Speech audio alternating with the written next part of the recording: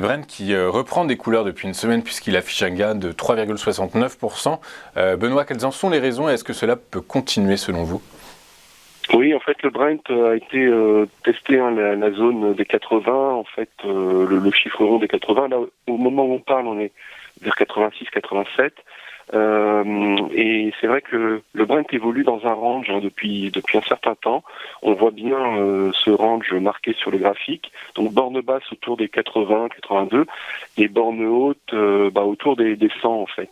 Et donc on a 20 dollars de débattement et actuellement à 86 on est plutôt encore dans la zone basse, mais c'est vrai qu'on remonte et notamment à la faveur de cette annonce de Jérôme Powell, puisque c'est ça qui a drivé les cours cette semaine et donc les market movers suivent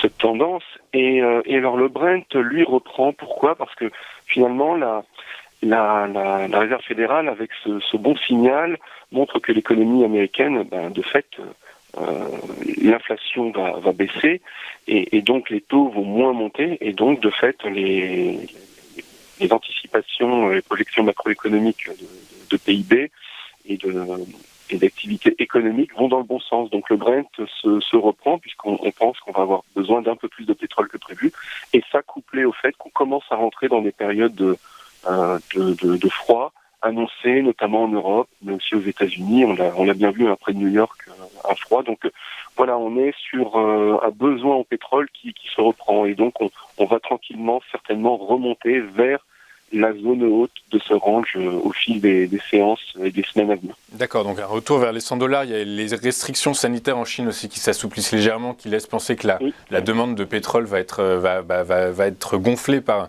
cette situation. Du coup, Benoît, donc on est à 86 dollars sur le Brent. On peut imaginer un chemin, un mouvement vers les 90 dollars dans un premier temps. Oui, vers les 90 en zone intermédiaire, en zone pivot, entre 80 et 100, donc on l'a dit, 90, et puis après, si ça continue sur cette tendance, et que les chiffres macro continuent à aller dans le bon sens, et notamment aux États-Unis, à ce moment-là, le Brent devrait continuer à progresser, sans forcément toucher les 100, mais vers les 100.